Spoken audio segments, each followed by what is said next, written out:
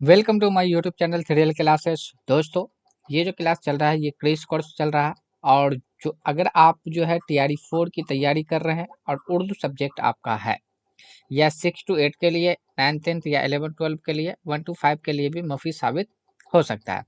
ठीक है, तो ये हमारा जो क्लास चल रहा है, क्रेश कोर्स चल रहा है। ये क्लास कौन सा है? 3 के यानी तीसरा क्लास चल रहा है। इससे पहले मैंने 2 वीडियो अपलोड कर दिया हूँ अपने चैनल के ऊपर और मैंने वहाँ पे मतलब प्लेलिस्ट भी बना दिया हूँ कि क्रैश कोर्स है ना, टीआरई 4 उर्दू है ना, तो बना दिया गया है। तो अगर आप मेरे चैनल को अब तक सब्सक्राइब नहीं करे हैं तो आप उसे सब्सक्राइब कर ले, अपने दोस्तों में शेयर कर दे। और अगर क्लास का पीडीएफ चाहिए तो आपको टेलीग्राम चैनल से जुड़ना पड़ेगा, जो आपको हर वीडियो के डिस्क्रिप्शन के अंदर मैं वहाँ पे लिंक डाल देता हूँ।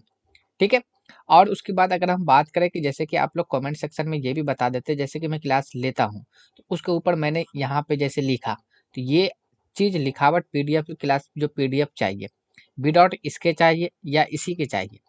जैसे कि मैंने यहाँ पे अभी लिखा क्रैश कोर्स और यहाँ पे मैंने एक निशान दिया, एक लाइन बना दिया, तो ये पीडीएफ इस तरीका का चाहिए, यानी कि क्लास पीडीएफ चाहिए डायरेक्ट के, या आपको ये जो लिखा गया है इसको हटा के पीडीएफ चाहिए, वो भी आप कमेंट सेक्शन में बता सकते हैं, तो उसके अकॉर्डिंग कर दूंगा।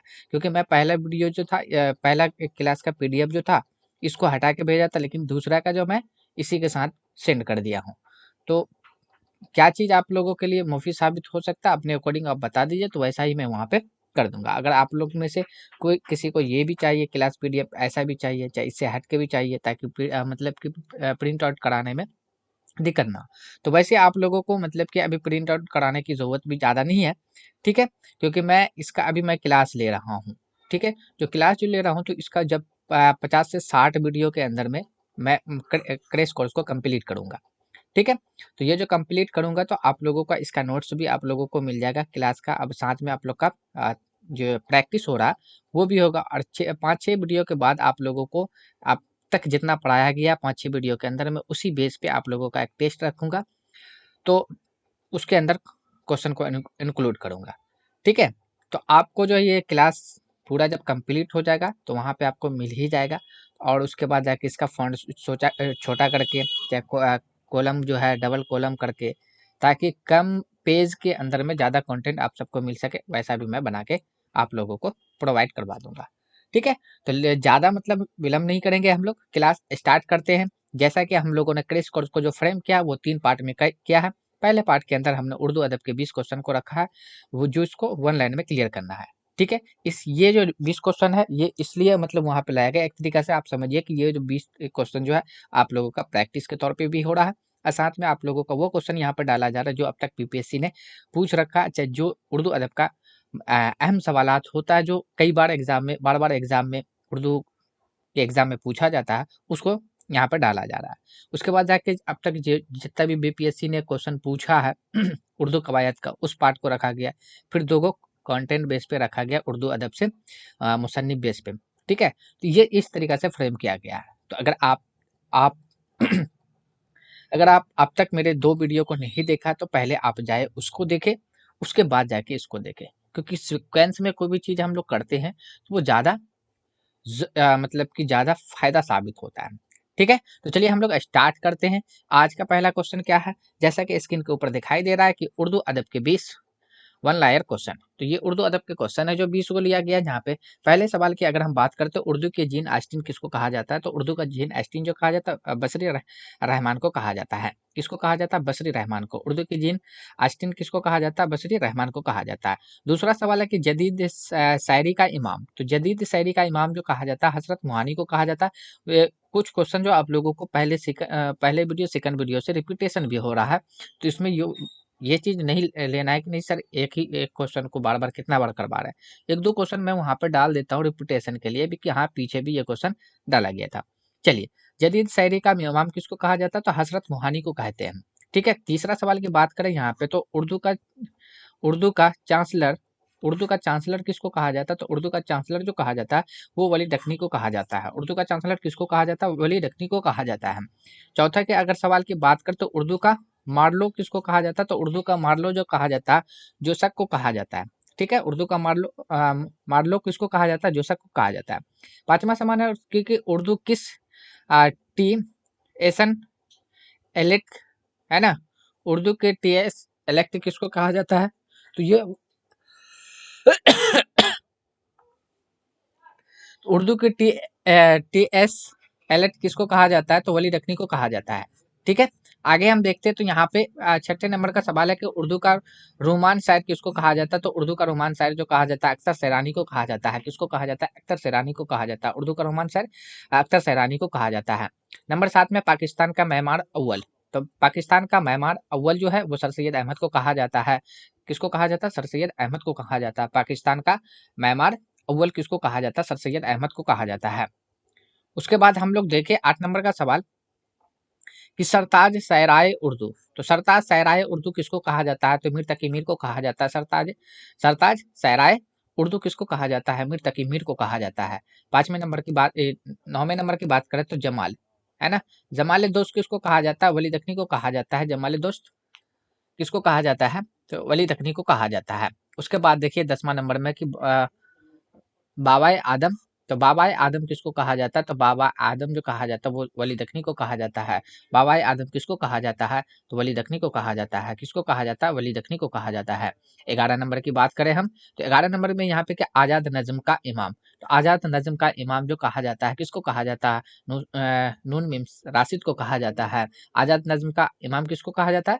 नून मीम राशिद को कहा जाता है। उसके बाद 12 नंबर का देखें तो उर्दू का बागी शायर किसको कहते हैं? तो उर्दू का बागी शायर जो कहा जाता है मिर्जा गालिब को कहा जाता है। उर्दू का बागी शायर किसको कहते हैं? मिर्जा गालिब को कहते हैं। 13 नंबर की बात करें तो उर्दू का चांसलर। तो उर्दू का चांसलर किसको कहा जाता है? वली दखनी को कहा जाता है। ये क्वेश्चन रिपीट हो गया, कोई बात नहीं।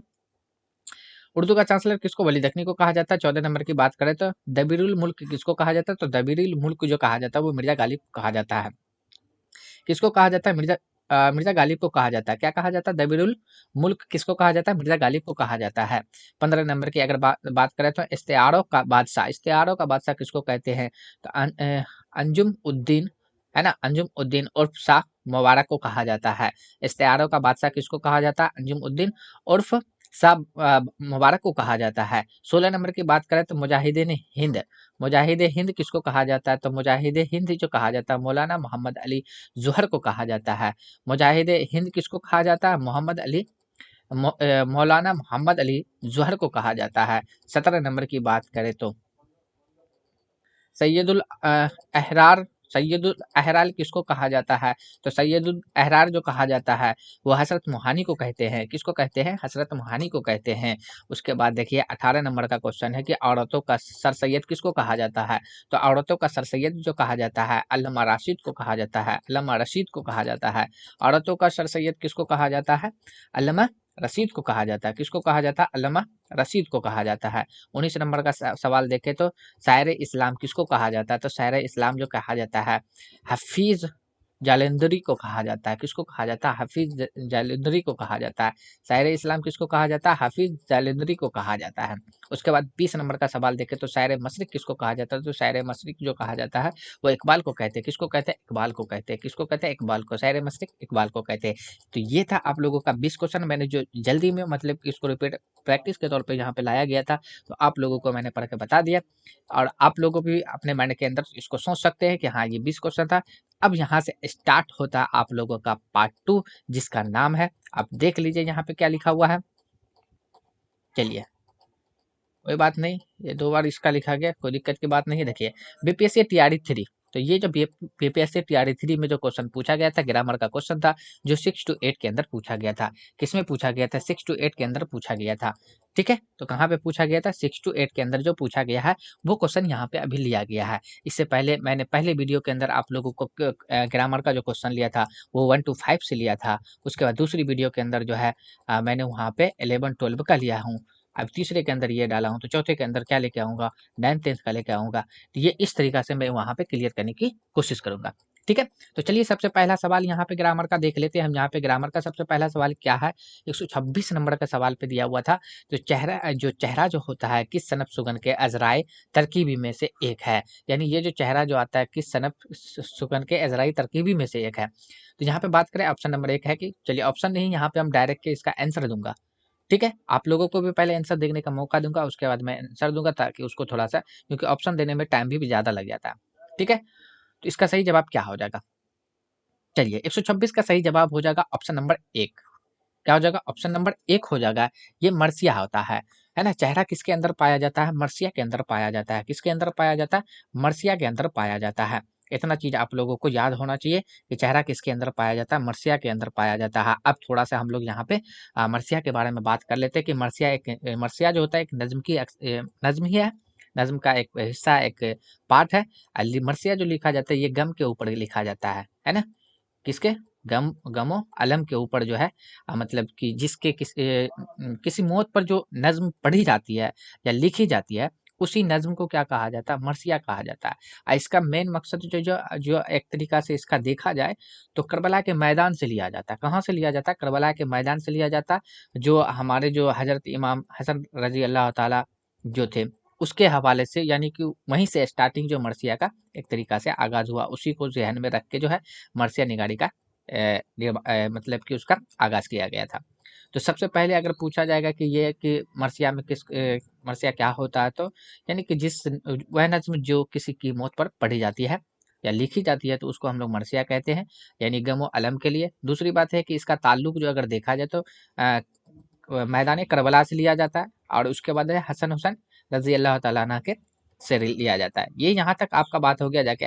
लेकिन अब बात ये करते हैं कि ये जो चेहरा की जो मतलब कि मर्सिया के अज़राए तरकीबी जो होते हैं, तो मर्सिया के अज़राए तरकीबी जो है, तो चलिए इसको नोट डाउन हम लोग कर लेते हैं। सबसे पहले की अगर बात करें तो मर्सिया के अज़राए तरतीबी के बारे में बात करें, तो हम यहाँ पे सबसे पहला होता है तमहीद होता है। क्या होता है? तमहीद होता है। ठीक है? अब यहाँ पे सिर्फ़ हम इसके टाइप को ही देखेंगे कि हाँ, कौन-कौन सा अज़राए तरकीबी है। नेक्स्ट वीडियो के अंदर वहाँ पे आएगा तो धीरे-धीरे उसको भी क्लियर कर दिया जाएगा। एक टॉपिक को क्लियर करना एक वीडियो के अंदर में बहुत लेंथी वीडियो बन जाएगा, इसलिए यहाँ पे इतना ही बताया गया है। तो एक नंबर पे तमहीद, यानी तमहीद को ही कहा जाता है चेहरा। क्या कहा जाता है? चेहरा कहा जाता है। ठीक है? दूसरे की अगर हम बात करें तो दूसरा क्या हो जाता है? सरपाया। ये है ना? क्या होगा? सरापा।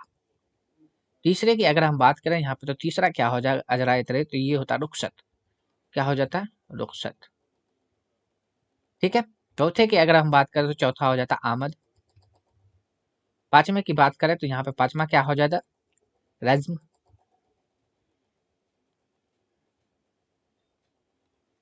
उसके बाद छठे की बात करें तो छठा क्या हो जाएगा? छठा क्या हो जाएगा? छठा जो हो जाएगा यानी कि रज़्म हो जाएगा। रज़्म जिसको हम लोग जंग भी कहते हैं, इसका दूसरा नाम जंग भी है। और उसके बाद जाके सातवें की बात करें, सातवाँ क्या हो जाएगा? सातवाँ एक तरीका से समझिए शहादत। शहादत। और आठवें की बात करें, तो आठवाँ आपका हो जाएगा बैन। ठीक है? और नौवाँ आपका क्या हो जाएगा? तब लास्ट में आता है जाके दुआ। ठीक है? तो ये था मर्सिया का अज़राए। मर्सिया के अंदर क्या, यानी कि मर्सिया एक नज़्म सनफ़ है, यानी कि नज़्म के अंदर पाया जाता है। पहला पॉइंट तो ये है। दूसरी बात आपका ये था कि मर्सिया जो किसको कहा जाता है, तो जो नज़्म किसी की मौत पर पढ़ी जाती है उसको मर्सिया कहा जाता है, और इसका ताल्लुक जो मैदान करबला से लिया जाता है। और दूसरी बात ये भी है कि ये जो हसन हुसैन रज़ी अल्लाह तआला अन्हु है, उसकी यादगार में जो यहाँ वहीं से उसका जो मर्सिया का आगाज़ किया गया था। ठीक है? और इसमें इसके जो अज़राए तरकीबी है, यहाँ पे मैंने 9 का ज़िक्र कर दिया। एक तमहीद जिसको चेहरा कहा जाता है, पहले नंबर पे आता है। दूसरा सरापा आ जाए, तीसरा रुख़सत है, चौथा हो गया आमद, पाँचवाँ हो गया रज़्ब रज़्ज़। ठीक है? पाँचवाँ हो गया रज़्म, यानी जिसको जंग कहा जाता है। छठा हो गया जाके शहादत, सातवाँ शहादत हो गया, और आठवाँ जो गया बैन हो गया, उसके बाद जाकर नौवाँ जो दुआ हो गया। ठीक है? तो आपको बस इतना याद रखना, क्योंकि अभी यहाँ पे अज़राए तरकीबी के बारे में ज़िक्र ही किया गया है। बाकी तफ़सील से जो है मतलब कि जैसे-जैसे क्वेश्चन आएगा वहाँ पे हम लोग कर लेंगे। ठीक है? तो चलिए अब हम लोग आगे चलते हैं। 27 नंबर का सवाल में क्या कह रहा है? चलिए, देखिए 27 नंबर के सवाल में यहाँ पे जो कहा गया तो इसके माने पूछा जा रहा था, यानी कि इसके जो है ना मीम के ऊपर पेश है, अब फिर जाके उस पे रे के ऊपर ज़बर है, फिर वाव के ऊपर भी क्या है? ज़बर है, तस्दीद है। तब ये चीज़ पूछा जा रहा है ना? तो इसको बस अगर ये आपको वहाँ पे देखा जाए, तो यहाँ पे से ये, यानी कि जिसके ऊपर ज़बर रहेगा, रमूज़ जिस यानी रमूज़ लफ्ज़ के ऊपर ज़बर वाला रहेगा, तो उसको उसके माने क्या होता है? तो उसके माने जो होता है सिंपल सा उसका माने क्या हो जाता है? तो ऑप्शन नंबर सी इसका सही जवाब हो जाएगा। एक्चुअली राइज़ क्या हुआ? राइज़ है ना? राइज़ क्या हुआ होगा? लेकिन अगर वही के नीचे जैसे कि आपका एक मीनिंग और इसमें दिया हुआ था, क्वेश्चन लास्ट में आ ही जाएगा। तो ये तो मुरूज हो गया, लेकिन है क्या कि इसके नीचे यानी जेर रहेगा, जबर की बात नहीं हो रहा, जेर की बात हो रही है। तो जब जेर लगा हुआ रहेगा तब इसके माने क्या हो जाएगा, रायजा क्या हुआ। जेर के माने जब यानी जेर रहेगा तो रायजा करने वाला, और जब जबर रहेगा तो उसका मतलब हुआ रायजा क्या हुआ। ठीक है, तो आगे एक क्वेश्चन मिलेगा, ये दोनों क्वेश्चन इसके अंदर पूछा गया था, तो मैं यहाँ पे इसका माने सिर्फ पूछा गया था, तो माने यहाँ पे बता दिया गया है कि आपका ये जो हो, ठीक है। तो जब जबर वाले को हम क्या करेंगे, जबर वाले का जो मीनिंग लिख लेगा वो क्या लिख लेगा, राजे क्या हुआ, और जेर वाले का मीनिंग लिख लेगा राजे करने वाला। ठीक है, चलिए आगे हम लोग देख लेते हैं, यानी इसका जो सही जवाब हो जाएगा ऑप्शन नंबर सी आपका सही जवाब हो जाएगा। चलिए आगे हम लोग 27 नंबर का देख लेते हैं। चलिए अब यहाँ पे पूछा ये जा रहा था 28 नंबर का, 128 के अंदर पूछा गया रजत है ना, रे जीम जे रजत किस सनफ की इस्तिलाह है। अभी वहां पे मैंने बताया था मर्सिया के बारे में, मर्सिया के टोटल जो 9 आते हैं, ये जो आपका अजराए, तो उसमें से एक रजत जैद है। ठीक है, तो ये आपका मर्सिया से रिलेटेड हो गया, अभी मैंने ऊपर बताया था, ऑप्शन नंबर सी आपका सही जवाब हो जाएगा। चलिए एक बार दिखा देते हैं यहाँ पे, ये देखिए, ये जो आपका आ रहा है यहाँ पे देखिए 5वें नंबर पे मैंने इसका लिखा था, ये किसका पार्ट है, मर्सिया का पार्ट है। चलिए इसको याद कर लेना है आप लोगों को कि हाँ अजराए तरतीबी कितना है, तो वहां पे टोटल मैंने मर्सिया के बारे में आपको नोट बता दिया हूँ। ठीक है, चलिए अब 129 नंबर का सवाल देख लेते हैं। 129 का सवाल क्या है, 129 नंबर में पूछा ये जा रहा है कि शेर बमाने दूध का काफिया बताए। शेर बमाने दूध का काफिया क्या हो जाएगा, ऑप्शन नंबर 1 इसका सही जवाब हो जाएगा, मीर आ जाएगा। ठीक है, चलिए इसमें कुछ बताने का नहीं है, आगे हम लोग देख लेते हैं 130 का। 130 में भी मुल्क की जमा पूछ रही है, तो मुल्क की जमा आप लोगों को पता होना चाहिए, लेकिन यहाँ पे एक चीज और है, यहाँ पे जो सवाल इसमें पूछा गया है, यानी कि 130 के ऊपर जो सवाल पूछा गया है, तो इसका यानी कि जबर वाला है, यानी कि इसके मीम के ऊपर भी जबर है, लाम के ऊपर भी जबर है, इस तरीका से है। तो मलक हो गया जाके, तो मलक का जो क्या था, मलाइक हो जाएगा, मलक का तब जमा क्या बन जाएगा, मलाइक बन जाएगा, ऑप्शन नंबर सी आपका हो जाएगा। मुल्क के रहता तो मवालिक हम लोग कर सकते थे, लेकिन यहाँ पे मलक है यानी जबर वाला है, तो इसलिए मलाइक हो जाएगा। ठीक है, ऑप्शन नंबर सी आपका सही जवाब हो जाएगा। चलिए आगे अब हम लोग देखते हैं, यहाँ पे 130 के बाद 131 का देखते हैं। सिंपल सा यहाँ पे वाहिद से जमा पूछा गया था, लताइफ किस लफ्ज की जमा है, तो ये आपका लताइफ जो आपका जमा है इसका वाहिद पूछा जा रहा है, तो लतीफ की जमा क्या होता है, क्या हो जाएगा, 31 का है ना, लतीफा की जमा लताइफ होगा, ऑप्शन नंबर बी आपका सही जवाब हो जाएगा। ठीक है, तो इसमें कोई चीज बताने का नहीं है, यहाँ पे बस वाहिद जमा आप लोग याद कर लीजिएगा अच्छे तरीका से। ठीक है, क्योंकि एक नंबर से ही आप लोगों का क्या आता है, वहां पे से एक नंबर से इंसान मतलब पूरा नीचे गिर भी जाता है, एक ही नंबर से लोग इंसान उठ भी जाता है। सक्सेस कामयाबी एक ही दिन में मिलती है, और नाकामी भी एक ही दिन में मिलती है। हाँ भले उसके पीछे कई साल लग गया हो, लेकिन उसको कहा जाता है। ठीक है, चलिए 132 का अगर हम लोग देख लेते हैं, यहाँ पे 132 में पूछा गया कि आपकी तहरीर बहुत जामिया है, इसमें इस जुमला में जामिया क्या है। तो जामिया के बारे में पूछा जा रहा क्या है, तो इसमें ये फेल आएगा या आपका सिफत है। ऑप्शन क्यों बता रहे हैं हम यहाँ पे, ऑप्शन नहीं बताना चाहिए, चलो क्योंकि लेंदी हो जाता है, इसमें हो गया एक से ज्यादा, इनमें से कोई नहीं। चलिए तो देखिए यहाँ पे पूछा गया है राजिया के बारे में, तो देखिए यहाँ पे जो सिंपल सी बात है, राजिया ये सॉरी जामिया जो हो गया एक तरीका से समझे, यहाँ पे सिफत हो गया। यहाँ पे तो फेल आपका तहरीर करना लिखना जो हो गया आपका फेल हो गया, है ना।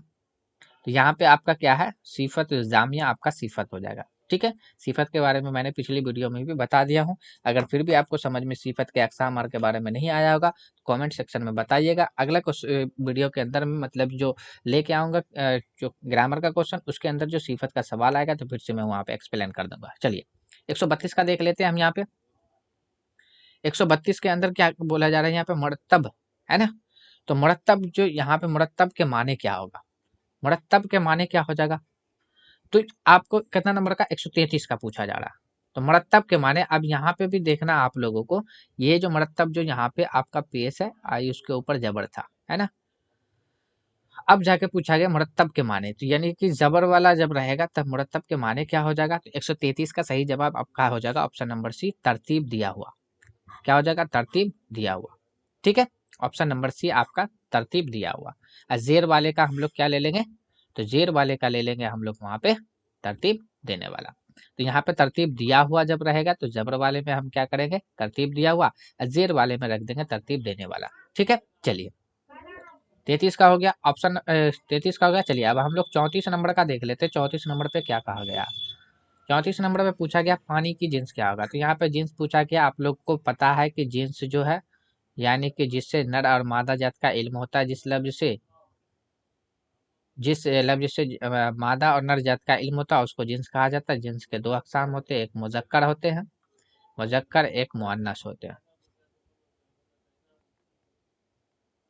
मुअन्नस होते हैं। तो मुजक्कर यानी कि ये आपका रहता है नर, ये होता है मादा। ठीक है, चलिए तो ये पानी के बारे में पूछा गया था। तो पानी आपका क्या हो जाएगा, यहाँ पे मुजक्कर हो जाएगा। क्या हो जाएगा, मुजक्कर हो जाएगा। वही अगर आपका यहाँ पे मुजक्कर गैर हकीकी भी रहता तो फिर भी वो हो जाता। ठीक है, चलिए तो सही जवाब आपका क्या हो जाएगा, मुजक्कर, पानी मुजक्कर है आपका। ऑप्शन नंबर सी आपका 34 का हो गया। 35 का देखिए, यहाँ पे किस सनफ शायरी में बुलंद आगई अल्फाज इस्तेमाल किया जाता है। तो कौन सा सनफ शायरी है जिसके अंदर जो है बुलंद आंग आहंग अल्फाज इस्तेमाल किया जाता है। तो उसको उसको जो कहा जाता है, ये जो आता है 100 कितना 135 का। तो 135 में क्या है कि बुलंद आहंग अल्फाज का इस्तेमाल किया जाता है। तो ये किया जाता है आप लोगों का किसके अंदर, ऑप्शन नंबर ए यानी कसीदे के अंदर किया जाता है। ठीक है, कसीदे के अंदर किया जाता है। कसीदे के बारे में मैं थोड़ा सा और बता देना चाहता हूँ कि देखिए सबसे पहले अगर इसके बारे में बात करूँ, तो अगर नोट डाउन करना चाहते हैं तो आप लोग नोट डाउन कर लीजिए। तो ये जो है ना कसीदा, एक सबसे बड़ी बात है कि यहाँ पे कसीदा अरबी जबान का लफ्ज है। कौन सी जबान का लफ्ज है, अरबी जबान का लफ्ज है। ठीक है, दूसरा बात यह है कि इसका लहनत जो होता है यानी कि डिक्शनरी में जो इसका मीनिंग दिया हुआ ना, गाढ़ा कोदा और मोटी जबान, है ना, तंदुरुस्त ऊँटनी के जैसा जो रहता है उसको कहा जाता है। ठीक है, अगर ये देखा जाए कसीदा जो बना है किससे, तो कसद से बना है जिसके माने होता है इरादा के। ठीक है, किसके, जिसके माने यानी कसीदा जो है कसदत से बना जिसके माने जो आपका क्या हो जाता है, इरादा के है। ठीक है, इतना बात हो गया जाके।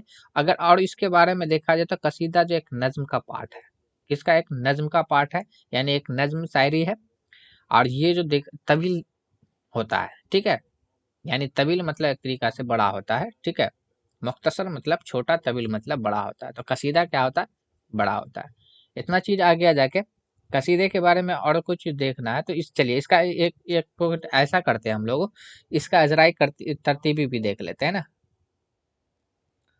तो एक नंबर पे देखिए, अगर इसका अजराई तरतीब देखा जाए तो पहला देखिए तमहीद, है ना, तमहीद ले लेंगे। तमहीद हो गया, तमहीद को ही क्या क्या कहा जाता है, आपका कहा जाता है तसबीब कहा जाता है ना, तसबीब। दूसरे की अगर हम बात करें, दूसरा जो इसका ये आ जाएगा, तो दूसरा होगा ग्रीज। आई थिंक मैंने दूसरे वीडियो के अंदर भी आप लोगों को बताया था। ठीक है, उसके बाद तीसरे की बात करें यहाँ पे, तो तीसरा हो जाएगा मदह, जिसको हम लोग क्या कहें, मदह को ही क्या कहा जाता है, हुजू कहा जाता है। चौथे की अगर बात करें तो यहाँ पे आपका हो जाएगा हुस्न तलब, हुस्न तलब। इसका दूसरा नाम अगर देखा जाए तो दूसरा नाम दुआ हो जाएगा। ठीक है, अब पांचवा की अगर हम बात करें तो पांचवा आपका क्या हो जाएगा, तो पांचवा आपका यहाँ पे मदा आ हो जाएगा ना, मदा।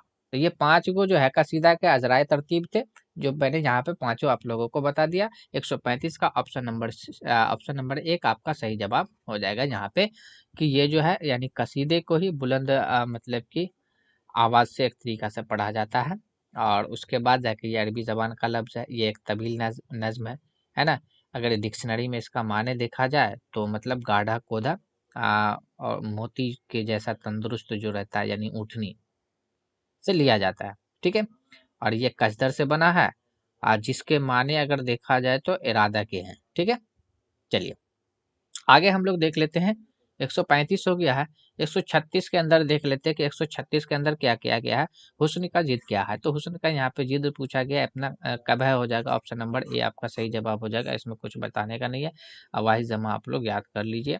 ठीक है, चलिए 37 में 137 में शायर के कलमी नाम को क्या कहते हैं? तो देखिए शायर के कलमी नाम को क्या कहा जाता है। इससे पहले वाली वीडियो में मैंने बताया था कि जब भी शायर का जिक्र किया जाता है तो आपका वहाँ पे तखल्लुस ही होगा। ऑप्शन नंबर 1 आपका सही जवाब हो जाएगा। कुछ आपको लफ्ज इस्तेमाल करके याद रखना है, जैसे लक़ब जो रहेगा, तो लक़ब जो ये दिया जाता है ये अवाम की तरफ से मिलता है। अवाम बोले तो यानी कि लोग की तरफ से मिलता है। तो जहाँ पे अवाम लोग का जिक्र होगा तो लक़ब लेके चलिएगा। अगर जहाँ पे शायर, ये देखिए कोड वर्ड हम यहाँ पे बताए, शायर या अदीब अगर बात करें, अदीब बात करें तो तखल्लुस के अंदर लेके चलना है। और अगर आपका मतलब खिताब जिसको हम लोग कह सकते हैं सरकार, सरकार या आपका हुकूमत, हुकूमत है ना, या आपका बादशाह, बादशाह है ना, या एक तरीका से अंजुमन,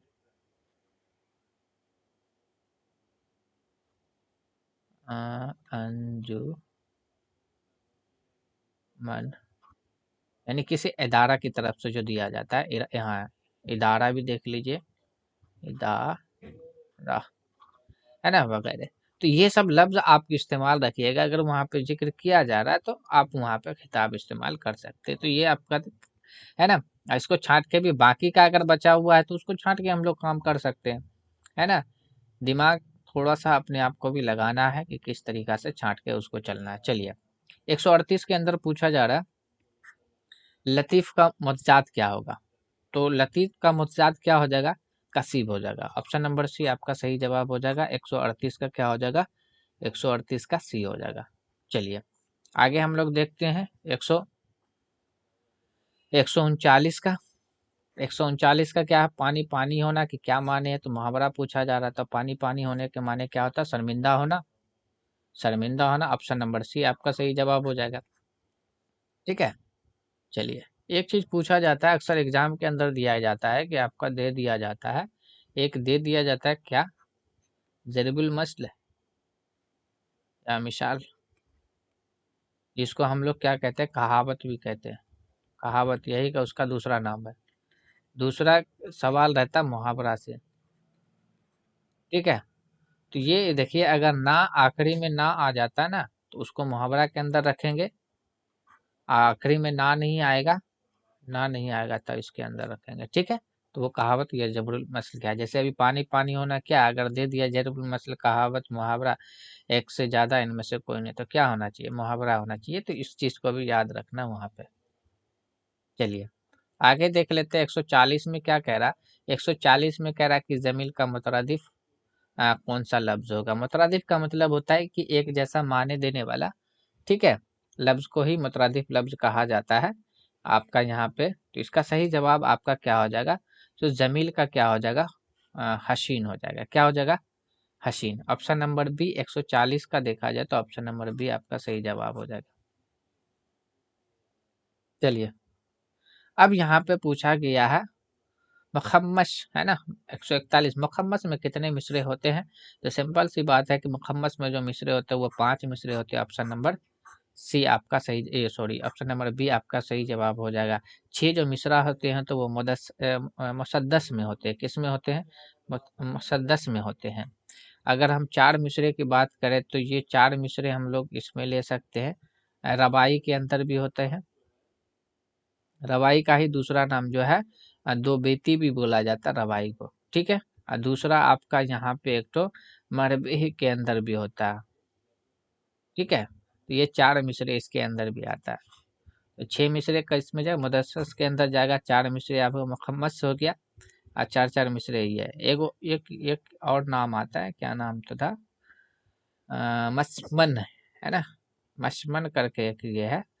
तो उसके अंदर भी आपको जो इसके अंदर जो मिलेगा 8 मिसरे मिलेगा। कितना मिलेगा? 8 मिसरे मिलेगा। ठीक है। और एक यहाँ पे 5 मिसरे हो ये गया। ठीक है। तो ये था आपका यहाँ पे जो मिसरे बेस पे था कौन सा। आई थिंक मैंने 4-5 को तो इससे रिलेटेड बता भी दिया। मुसद्दस में 6 मिसरे होते हैं, मुखम्मस में 5 हो गया जाके। रबाई और मरवी के अंदर जो 4-4 मिसरे होते हैं। रबाई के अंदर 2 मिसरे से भी रबाई बनाया जा सकता है, इसको देखा जाए तो। लेकिन इसको मान सकते हैं कि यहाँ रबाई में अगर वहाँ पे दिया हुआ है 2-4 दोनों अगर ऑप्शन में रबाई का रहेगा तो इसके अंदर 2 भी रहता है। ठीक है, 2 मिसरे से भी बना सकते हैं रबाई के अंदर और 4 मिसरे से भी। लेकिन एक चीज है यहाँ पे कि रबाई का जो होता है ना, आपका हो गया जाके पहला, दूसरा और चौथा मिसरा जो है हम काफिया और हम रदीफ आता है।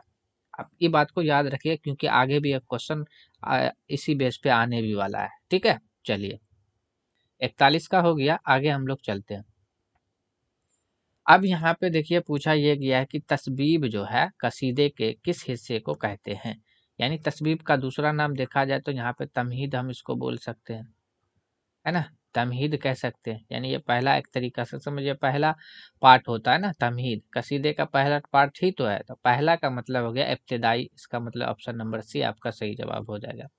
ठीक है, और उसके बाद जैसे कि मान लीजिए कि तमहीद के बाद जो आता है एक तरीका से समझिए, तो बाकी जो ग्रीज हो गया, मदह हो गया, हुजू हो गया, तो ये सब क्या रहता है कि आपका दरमियानी हिस्सा रहता है।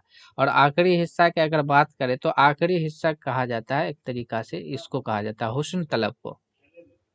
कसीदे का जो हुस्न तलब हिस्सा, यानी कि आपका क्या नाम था एक इसका, और दुआ, है ना, तो ये जो हुस्न तलब या दुआ ये आखिरी हिस्सा के अंदर आता है। बाकी तस्बीब यानी कि तमहीद जो है ये पहला यानी इब्तिदाई हिस्सा होता है। बाकी के हिस्से को हम लोग दरमियानी हिस्सा हम कहते हैं। ठीक है, चलिए 142 हो गया।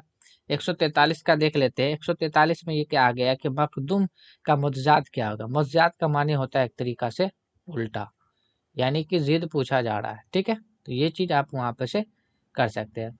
मंजूम या डायरेक्ट के बता देते हैं, मखदूम का क्या हो जाएगा खादिम।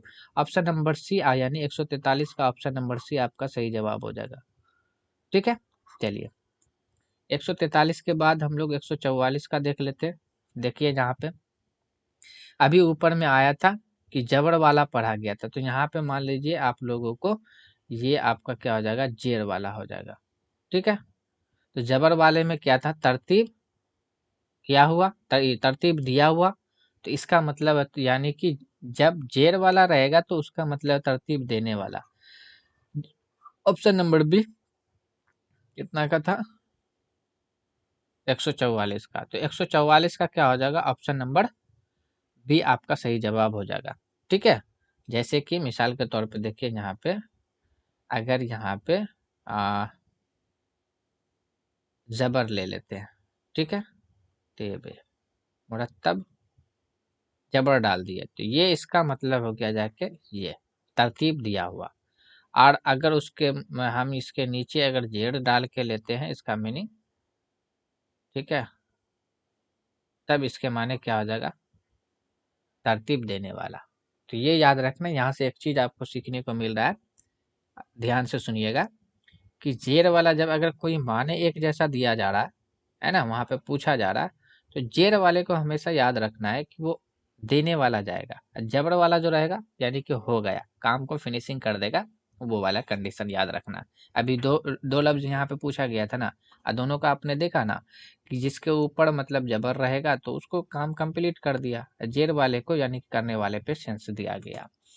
ठीक है, चलिए तो अभी हम लोग कहाँ तक पहुंच गए 144 कर लिए हैं, अब देख लेते हैं और आगे कौन सा 145 यहाँ पे। जो 145 में ये क्या पूछा गया था, हाँ अभी वहां पे मलक पूछा गया था, तो मलक की जमा क्या था मलाई, लेकिन यहाँ पे मुल्क है। 145 का अगर देखा जाए तो मुल्क की जमा क्या होती है, तो अमलाक होती है। आप लोगों को यहाँ पे ऑप्शन नंबर 1 सही जवाब हो जाएगा। जैसे कि अगर वहां पे दे देता है, यहाँ पे टाइपिंग में थोड़ा सा ये होता है इसलिए मैं लिख नहीं पाया, तो मैं यहाँ पे समझा देता हूँ। मलक यानी कि दोनों के ऊपर, मीम के ऊपर भी जबर है, लाम के ऊपर भी जलक है ना, तो इसका जो जमा देखा जाए तब ये जो हो जाएगा मलाइक हो जाएगा, मलाइक। और जब मुल्क की जमा अगर देखा जाए, ठीक है, तो इसके मतलब क्या हो जाता है मुल्क की जमा इमलाक। ठीक है, चलिए 145 हो गया। देख लेते हैं यहाँ पे। देखिए कल वाले वीडियो के अंदर मैंने वहां पे आप लोगों को फेल से सवाल आया था, कई सवाल फेल से था, तो काफ़ी लॉन्ग वीडियो बन गया था। तो आई थिंक यहाँ पे एक फेल का मतलब फेल से रिलेटेड सवाल आया है। तो यहाँ पे आज हम क्या करेंगे, फेल के जो अक़साम होते हैं उसको देख लेंगे, 2-3 को अक़साम को देख लेंगे। फिर नेक्स्ट वीडियो क्लास के अंदर वहाँ पे फेल का सवाल रहेगा, तो फेल माजी को हम लोग वहाँ पे पढ़ लेंगे। ठीक है, तो यहाँ पे सिंपल से पूछा गया कि जमील फुटबॉल खेल रहा है, इस जुमला में फेल की निशानदेही करना। यानी कि जमील फुटबॉल खेल रहा है, तो ये जो जुमला जो है ना, जमील फुटबॉल खेल रहा है, इसमें फेल का निशानदेही करना है। तो सिंपल से फुटबॉल तो इसमें जो चीज़ नाम होता है वो इसम होता है, ये होगा नहीं। खेलना ही आपका क्या है, एक फेल है। खेलना ही क्या है, फेल है। इतना बात याद आ गया, खेलना ही फेल है। अब हम लोग यहाँ पे से बात ये कर लेते, थोड़ा सा फेल के बारे में देख लेते। ये आपका फेल है। फेल काम को ही कहा जाता है। किसको कहा जाता है, काम को। काम को कहा जाता है। अब यहाँ पे से हम इसको देखते हैं, तो माने के एतबार से जो आता है, किसके एतबार से, माने के एतबार से। माने के एतबार से, ठीक है। तो माने के एतबार से फेल के दो अक़साम आते हैं, एक का नाम होता है ताम, दूसरे का नाम जो रहता है नाकिश रहता है। तो आई थिंक मैंने इससे पहली वाली वीडियो में भी इसको मैंने समझाया था। ताम का मतलब पूरा, पूरा माने, पूरा माने। यानी कि जो फेल पूरा माने दे देता है ना, उसको हम लोग क्या कहते हैं, फेल ताम कहते हैं। जैसे आओ जाओ खाओ चलो फिरो, देखो बोलो, हंसो गाओ। तो इससे समझ में आ जाता है, इसलिए वो सारा का सारा फेल किसमें, ताम के अंदर चला जाएगा।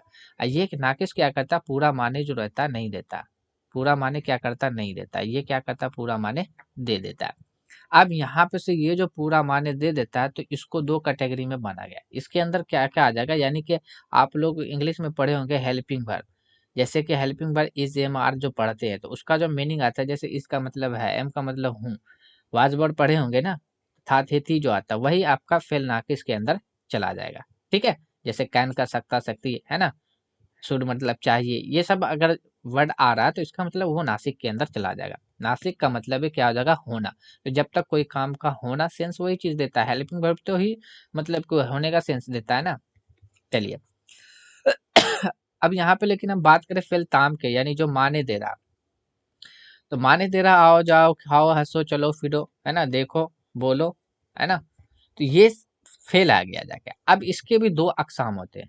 कितने अक़साम हो जाते हैं इसके, दो अक़साम आ जाते हैं। एक अक़साम का नाम आता है जाके फेल लाजिम। ताम के दो अक़साम होता है, एक का नाम है लाजिम, फेल लाजिम। लाजिम, फेल लाजिम क्या करता है, ये अपने साथ किसको लेता है, फाल को लेता है। किसको लेता है, ये अपने साथ किसको लेगा, फाल को लेगा। फाल समझते हैं ना, फाल कहा जाता है काम करने वाले को। किसको कहा जाता है, काम करने वाले को फाल कहा जाता है। और दूसरा आपका आ जाता है फेल मुतालिक, है ना। तो फेल मुतालिक अगर देखा जाए यहाँ पे, तो फेल मुतालिक क्या चीज होता है कि इसके अंदर दोनों चीज पाया जाएगा। यानी फेल भी सॉरी फाल भी जरूरी है और साथ में मफूल भी होना चाहिए। ठीक है, तो ये दोनों चीज का होना जरूरी है। फेल लाजिम के अंदर क्या है कि सिर्फ फाल होना जरूरी है ना। जैसे अहमद खेल रहा है, तो यहाँ पे सिंपल सी बात है, जैसे कि यहाँ पे देखिए अहमद क्या हो गया कि अहमद खेल रहा है, खेल रहा है। अहमद खेल रहा है, देखिए अहमद आपका हो गया जाके काम करने वाला। काम कौन सा हुआ, खेल रहा है। ये फेल हुआ, ये फाल हुआ। ठीक है, बस दो ही तो ही बात, यानी कि ये फेल पे ही मुकम्मल हो जाएगा। कहा ये भी जाता है कि वो फेल जो फेल फाल पर भी ही मुकम्मल हो जाए, उसको क्या कहते हैं, तो फेल लाजिम कहा जाता है। फेल पे कंप्लीट हो गया।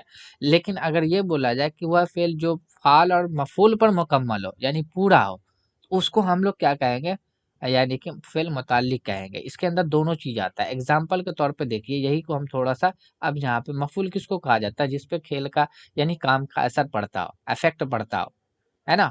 यानी कि मफूल आप लोग इंग्लिश में अगर पढ़े होंगे तो आप लोग को ये पता होगा, ऑब्जेक्ट जिसको कहा जाता है ना। हिंदी में कर्ता जो कहा जाता है, ये सॉरी कर्ता कहते हैं, कर्म जो कहा जाता है, तो वही आपका होता है मफूल उर्दू के अंदर। तो अहमद यहाँ पे क्या, अगर मान लीजिए यहाँ पे, चलिए ऊपर में एक सवाल था ना फुटबॉल, तो वही तो सवाल था ना, फुटबॉल खेल रहा है, तो अहमद फुटबॉल खेल रहा है। अब देखिए खेल रहा है, ये तो आपका क्या हो गया, फेल हो गया। ये फाल, खेलने का काम किया तो ये फाल हो गया। ये आपका क्या बन गया, मफूल बन गया, मफूल। तो फेल नहीं सॉरी फाल मफूल। तो इसमें 3 चीज का जरूरत पड़ेगा, लेकिन जोड़ आपको किस पे दिया जाता है, फाल मफूल के ऊपर दिया जाता है। यहाँ पे 2 चीज का जरूरत पड़ता है, लेकिन जोड़ फाल पे दिया जाता है। तो ये आपका पूछा जाएगा, ऐसे दे दिया जाएगा किसकी मिसाल है ना। अहमद फुटबॉल खेल रहा है, किसकी मिसाल है, फेल लाजिम की मिसाल है या फेल मफूल मुतल्लिक की मिसाल है। तो आपको बताना है कि जब मफूल आ गया तो वहां पर मुतल्लिक हो जाएगा। लाजिम जहाँ पे फेल होना लाजिम है, अब बाकी वहां पे मुतल्लिक के अंदर वो दोनों चीज होना चाहिए। बाकी ये रहा कि आपका फेल माजी के भी 6 अकसाम होते हैं। तो हम लोग अगले क्लास के अंदर जो वहाँ पे जो फाल के जो किस्में आएंगे ना, मतलब फाल से रिलेटेड सवाल आएंगे, तो वहाँ पे हम लोग फेल माजी को भी कर लेंगे। इस तरीका से हम लोग जो है 60 वीडियो के अंदर में, 50 से 60 वीडियो के अंदर में हम लोग को क्या करना है, सारे कवायद का टॉपिक को भी क्लियर कर लेना है, जो भी चीज है वहां पे। ठीक है, चलिए। अब देखिए यहाँ पे ये बोला कि आप लोगों से 147 नंबर का सवाल है। 147 नंबर में ये कहा गया कि रबाई के कौन कौन से मिसरे हम काफिया होते हैं। अभी मैंने वहां पे बताया था कि रबाई जो होते हैं आपका जो है इसमें 4 मिसरे भी होते हैं और 2 मिसरे भी होते हैं। और मैंने ये बताया था आप लोगों को कि रबाई का जो है मतलब कि पहला दूसरा और चौथा मिसरा जो होता है ना, वो हम काफिया और रदीफ होते हैं। कौन कौन सा, है ना। और रबाई का एक तो नाम अभी मैंने बताया था, क्या बताया था, दो बीती। तो दो बीती, है ना। तो दो बीती भी ये रवाई का ही नाम है, दूसरा नाम है। अब इसके अंदर जो पूछा गया तो रवाई के कौन कौन से मिसरे हम काफिया रदीफ होते हैं, तो सिंपल सा अभी मैंने बताया था, पहला दूसरा और चौथा मिसरा जो होते हैं वो क्या होते हैं आपका आ, क्या हो जाते हैं, हम काफिया होते हैं। ठीक है, चलिए। अगर ये देखा जाए ना, ये मतलब कि अगर ये तो यहाँ पे बता ही दिया गया ना, और कुछ 4 मिसरे भी। चलिए ठीक है, आगे बढ़ते हैं हम लोग।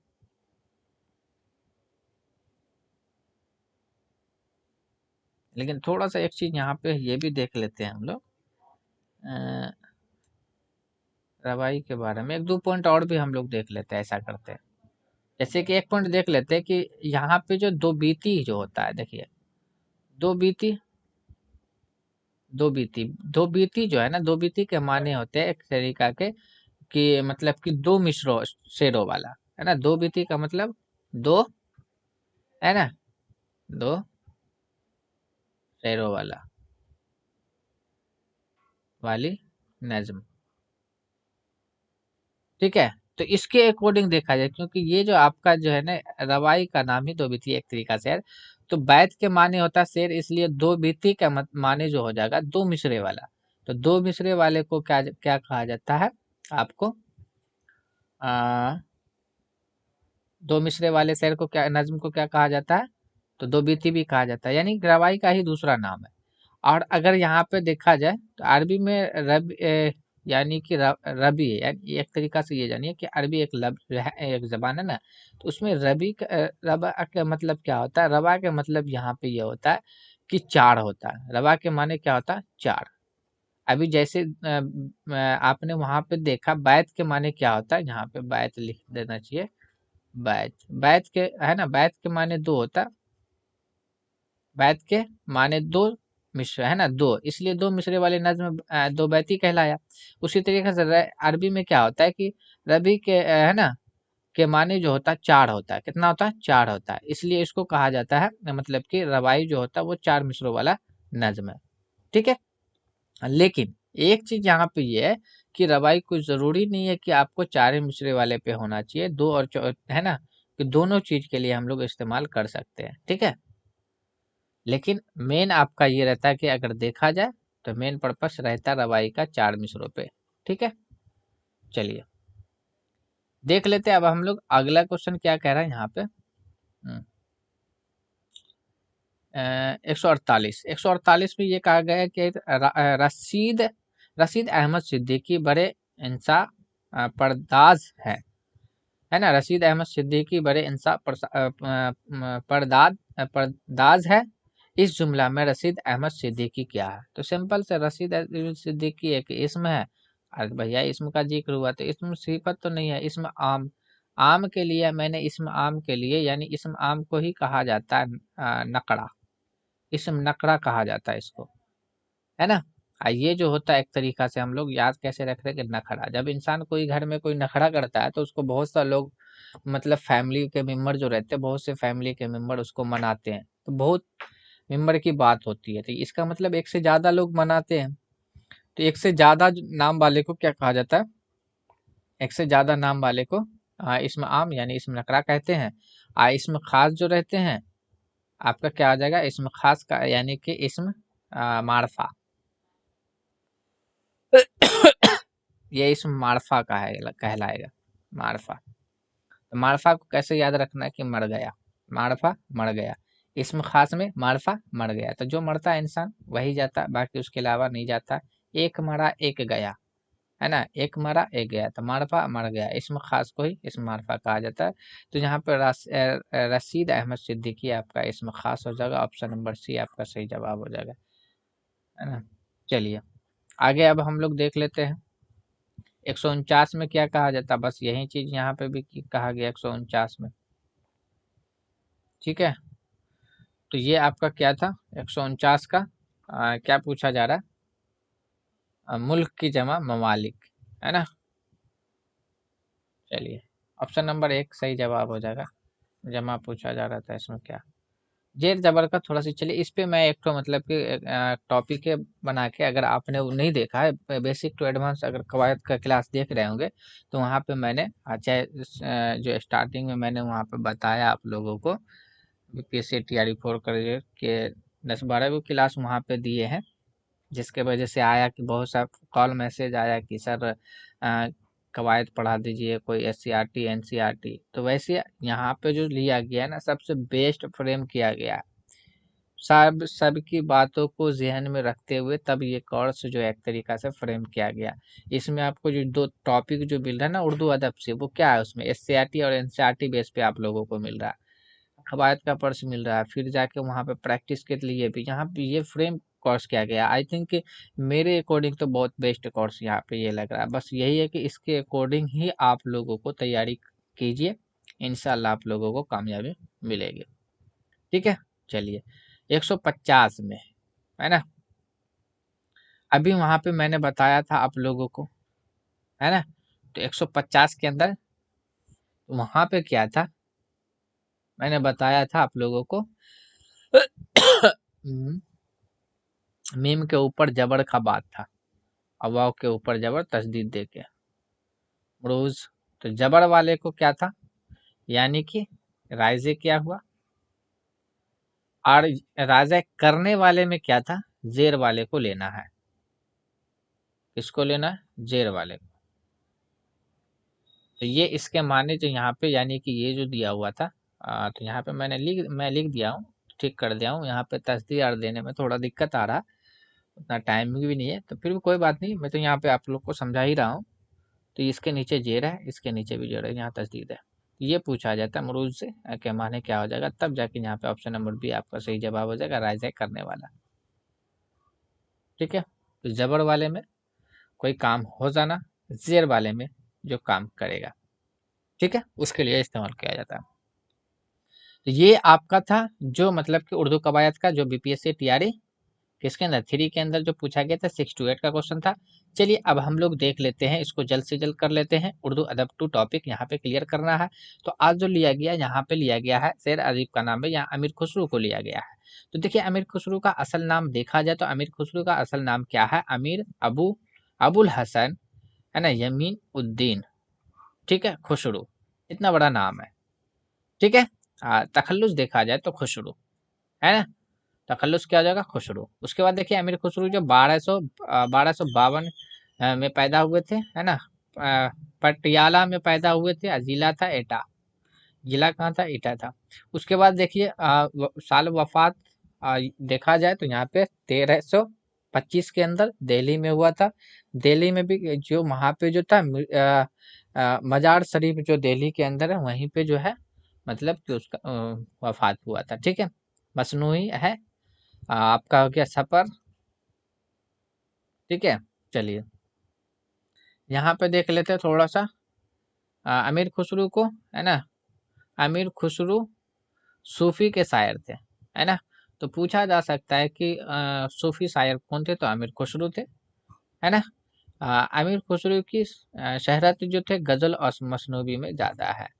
तो उसकी जो शहरत है तो आपको किस में मिलेगा, एक गजल के अंदर और मसनवी के अंदर मिलेगा अमीर खुसरो के बारे में। उसके बाद देखिए अमीर खुसरो जो थे हजरत निजामुद्दीन औलिया से बैत रखते थे, यानी कि बैत किए हुए थे हजरत निजामुद्दीन औलिया से। ठीक है, ये था आपका मतलब छोटा सा टॉपिक था यहाँ पे आमिर खुसरो के बारे में। अब हम लोग यहाँ पे अल्लामा इकबाल के बारे में देख लेते हैं। देखिए अल्लामा इकबाल का पूरा नाम क्या, शेख मोहम्मद इकबाल। ठीक है, और अल्लामा इकबाल जो है 9 नवंबर 1877 को सियालकोट में पैदा हुए और 1938 को लाहौर में क्या कर गए, वफात पा गए। अल्लामा इकबाल का पूरा नाम शेख मोहम्मद इकबाल 9 नवंबर 1877 को सियालकोट में पैदा हुए और 1938 को जो लाहौर में वफात पाए। तखल्लुस की बात करें तो अल्लामा इकबाल की तो तखल्लुस है इकबाल, क्या है, इकबाल है। चलिए अब हम लोग देख लेते हैं यहाँ पे रिश्तेदार और डिग्रिया के बारे में। ये देखिए, तो वालिद का नाम क्या था, अल्लामा इकबाल के वालिद का नाम शेख नूर मोहम्मद था। बड़े भाई जो थे अता मोहम्मद थे। उसके बाद आबाओ अजदाद जो थे अल्लामा इकबाल के कश्मीरी पंडित खानदान से थे। ठीक है, यानी कि ब्राह्मण पूछा भी जा सकता है। ठीक है, उसके बाद देखिए अल्लामा इकबाल जो थे अल्लामा इकबाल के इब्तदाई उस्ताद का नाम क्या था, तो मौलवी मीर हसन। ठीक है, यहीं से शुरुआत किए थे, है ना, इब्तदाई तालीम। उसके बाद है कि साहबजादे यानी बेटे का नाम क्या था, जावेद इकबाल। अल्लामा इकबाल के बेटे का नाम क्या था, जावेद इकबाल। अब यहाँ पे पीएचडी जो थे, पीएचडी के डिग्री जो थे वो जर्मनी से किए थे। अब जर्मनी में किए थे तो उस पीएचडी का मौजू क्या था, सॉरी, हाँ, ईरानी तसूफ था। पीएचडी यानी कि जो किया तो उसका मौजू क्या था, है ना। तो मौजू जो किए थे ईरानी तसूफ के ऊपर किए थे। उसके बाद आगे देखें यहाँ पे बीर सिटरी की डिग्री, है ना, बीर सिटरी की डिग्री जो किए थे तो ये आपको कैम्ब्रिज इंग्लैंड से किए थे, है ना। कैम्ब्रिज यूनिवर्सिटी जो है ना, जो इंग्लैंड के अंदर है वहां से किए थे। चलिए आगे हम लोग देख लेते हैं, यहाँ पे असनाफ के बारे में थोड़ा सा जिक्र कर लेते हैं। देखिए यहाँ पे अल्लामा इकबाल की नज्म के बारे में बात करें तो निया सवाला, उसके बाद जाके खजर्रा, है ना। उसके बाद ज़ौक़ शौक़, ये सब उसके नज़्म का नाम है। एक आरजू, ये भी अल्लामा इकबाल के नज़्म का नाम है। मक्का और जनेवा, ये भी आपका अल्लामा इकबाल के नज़्म का नाम है ना। तस्वीर दर्द, ये भी उसी का। पयाम मशरिक, ये भी क्या है, पयाम मशरिक जो फारसी में लिखा गया था, फारसी जबान में लिखा गया था। ये भी चीज़ आपको याद रखना है कि पयाम मशरिक जो है फारसी जबान में लिखा गया था। ये अल्लामा इकबाल का। अब देखिए अल्लामा इकबाल के 4 शायरी मजमूए जो शाये हुए थे, पहले जो हुआ था वो आपका 1936 के अंदर हुआ था। पहला कब हुआ था, 1936 के अंदर। अब पहला मजमुआ शायरी का नाम क्या था, बांगे दरा। ठीक है, तो बांगे दर्रा की में भी पहला अगर बात करें तो हिमालय, तो हिमालय जो था आपका पहला नज्म था। बांगे दर्रा पूछा जाएगा कि बांगे दर्रा के पहले नज्म का क्या नाम था, तो हिमालय। और अल्लामा इकबाल की शायरी का पहला मजमूआ कब शाये हुआ था, तो 1936 में। पहले मजमूए का नाम क्या था, बांगे दर्रा। ठीक है, और दूसरे मजमूए का नाम था, यहाँ पे हम लोग देख लेते हैं। दूसरे मजमूए का नाम था बाले जिब्राइल। तीसरे मजमुआ का नाम था जरबुल कलीम, जरब कलीम। उसके बाद चौथे का नाम जो था आपका क्या था, चौथे का नाम था अरमगान हेजाज। अरमगान हेजाज जो चौथा था। तो ये चारों को याद रखना।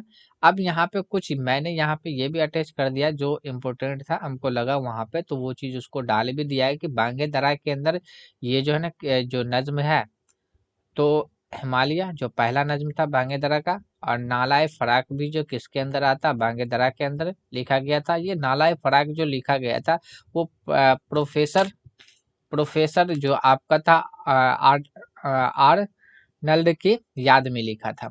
ठीक है, उसके बाद है तुलु इस्लाम। तुलु इस्लाम भी बांगे दरा की एक नज्म है।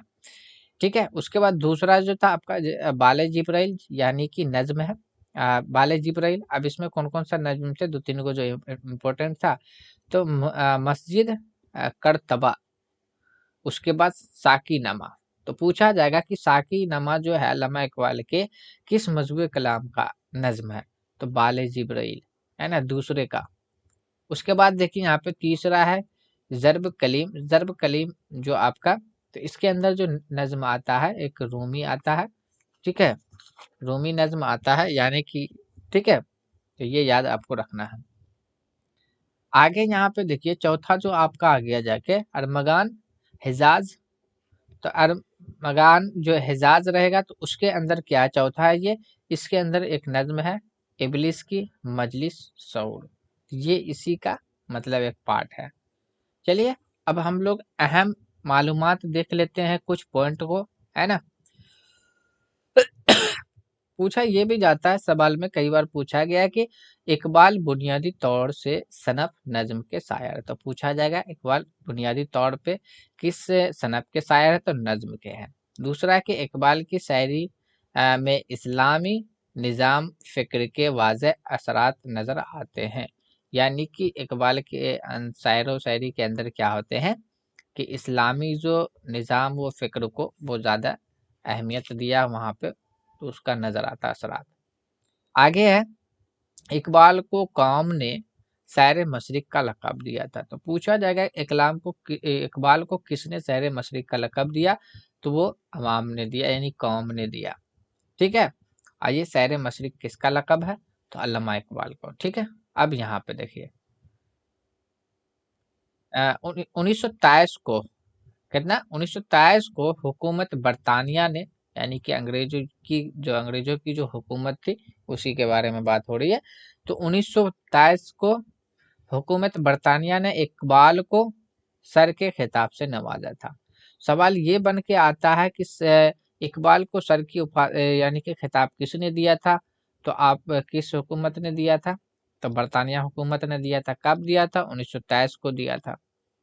ठीक है, चलिए इकबाल जो है ना, इकबाल गोलकुंडा किले से मुतासर होकर नज्म जो था गोरस्तान शाही लिखे थे। एक नज्म है जिसका नाम है गोरस्तान शाही। जो ये जो नज्म लिखे थे इकबाल लिखे थे नज्म, और ये किससे मुतासर होके? गोलकुंडा किले से मुतासर होके, तो वहां से आपको ये लिखा था, नज्म लिखा था। गोलकुंडा किला कहाँ है? हैदराबाद के अंदर है। चलिए उसके बाद देखिए इकबाल ने क्या किया? इकबाल ने ज़र्ब कलीम किताब को, यानी कि ज़र्ब कलीम जो एक किताब है जो इकबाल के 4 मजमुआ में से एक है, को अपने खिलाफ ऐलान जंग करार दिया, है ना। सवाल ये पूछा जाता है इकबाल ने अपने कौन सी किताब को अपने खिलाफ ऐलान जंग करार दिया था? तो ज़र्ब कलीम को, ज़र्ब कलीम को। ठीक है, उसके बाद देखिए इकबाल के उस्ताद, यानी उस्ताद जो थे इकबाल के उस्ताद मीर हसन को इकबाल की वजह से शम्सुल उलमा का खिताब मिला था।